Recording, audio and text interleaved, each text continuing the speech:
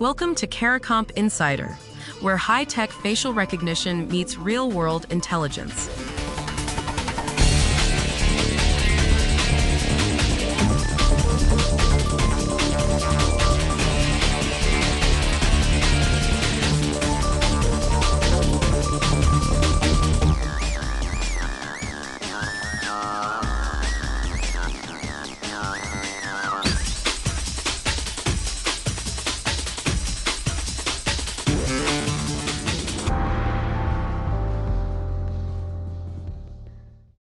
A man lost custody of his 2 kids. He lost his job, he lost his home. And he spent 2 months locked up, all because a computer said his face was an 85% match to someone in a surveillance video. His alibi? He was hundreds of miles away when the crime happened. Here's why this matters to you. Even if you've never been near a police station, your face is probably already sitting in a database somewhere. A driver's license photo, a mugshot system, a social media scrape. You didn't sign up for it.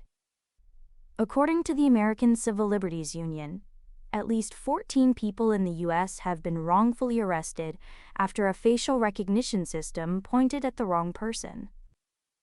Most of them were black. So the question threading through this whole story is simple. Why are police arresting people based on a probability and treating a guess like a fact?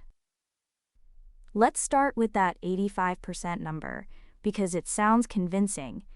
It isn't proof. It's a similarity score, a measure of how much 2 images look alike to software. In the recent case reported by Futurism, police took that match and paired it with 2 eyewitness accounts to claim they had probable cause. They had enough to arrest. But the man had a verified alibi, sitting hundreds of miles away. Nobody checked his location before they upended his life.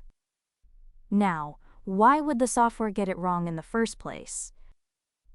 Researchers tested 189 different algorithms from nearly 100 developers. Their finding, documented in analysis of NIST data, that's the National Institute of Standards and Technology, was stark. Many of these systems misidentify Black and East Asian faces 10 to 100 times more often than white faces. Sit with that. A tool that's far more likely to be wrong about certain faces is being used to put those exact faces in handcuffs. For you, that means the system's reliability can change depending on what you look like. And the people who build and oversee these tools know it. The Michigan State Police and the facial recognition vendor both say plainly, the results should never be the only reason to arrest someone. The instructions are right there. A face match is a lead, a starting point, not a conclusion. Yet case after case shows officers treating that score like a fingerprint. The difference matters. A fingerprint is near certain. A similarity score is a maybe. So what does that do to a real person? Look back at the man who lost everything. 2 months in custody. Job gone. Home gone.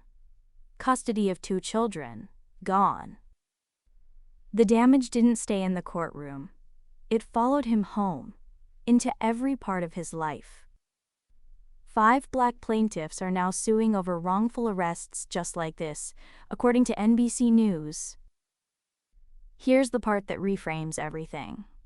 This isn't really a story about broken technology. It's a story about broken process. The software did exactly what it was designed to do. Return a probability. The failure was human.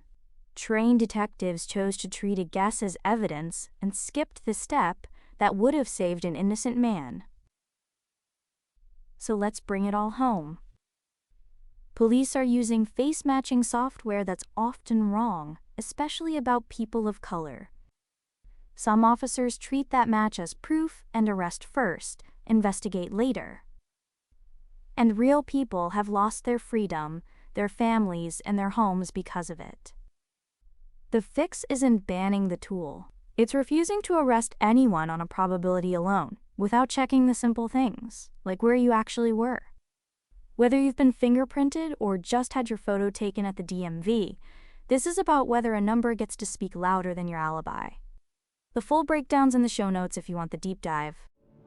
Now you know something most people in this industry don't. Use it. And when you're ready to put it to work, Caracomp.com. We'll see you tomorrow.